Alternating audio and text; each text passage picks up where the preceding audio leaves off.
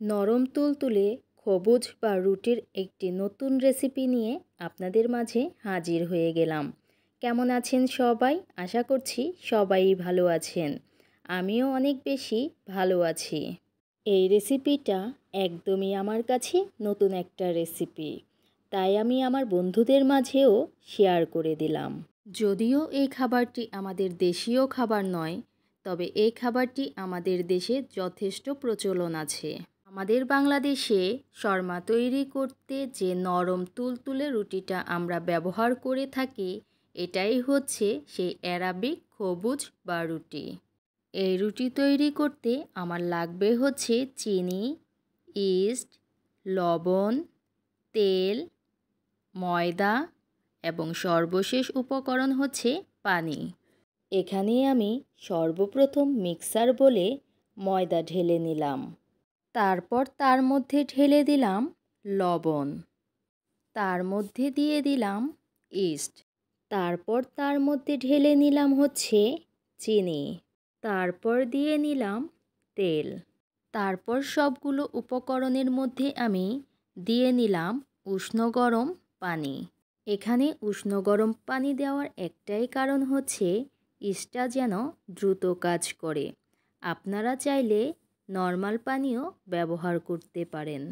যেহেতু আমার mixer machine আছে, তাই এখানে আমি মিক্সার মেশিনের মাধ্যমে ডোটা তৈরি করে নিচ্ছি।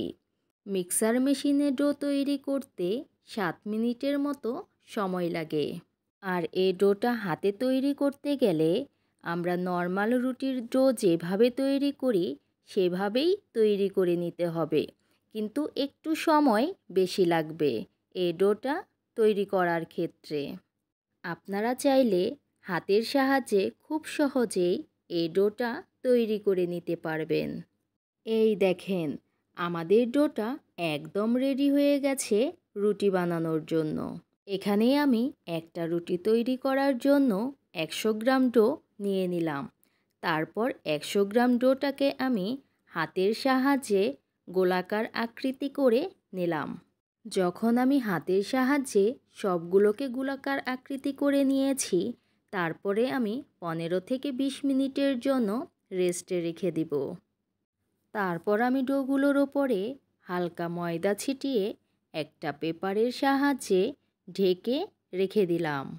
20 মিনিট হয়ে যাওয়ার পরে গোলাকার আকৃতি ডোগুলোকে আমি একটা একটা করে রুটি তৈরি করে নিচ্ছি। আপনার চাহিদা অনুযায়ী আপনি রুটির আকারটা বাড়িয়ে কমিয়ে নিতে পারবেন।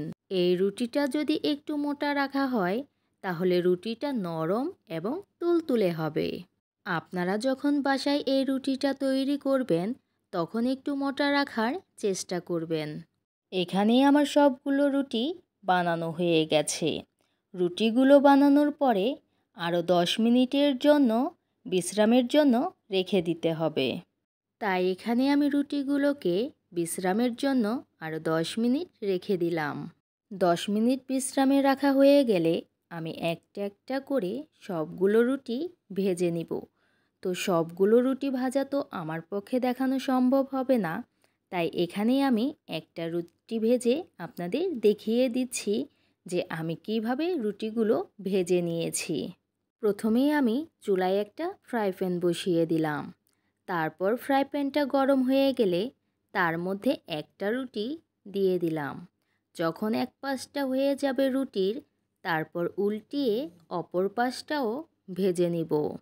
অনবরত রুটিগুলো উল্টে পাল্টে দিতে হবে এবং স্প্যাচুলার সাহায্যে চাপ দিয়ে দিয়ে রুটিটাকে একদম ফুলিয়ে নিতে হবে। এই রুটিটা কিন্তু অটোমেটিক্যালি একদম ফুলে যায়।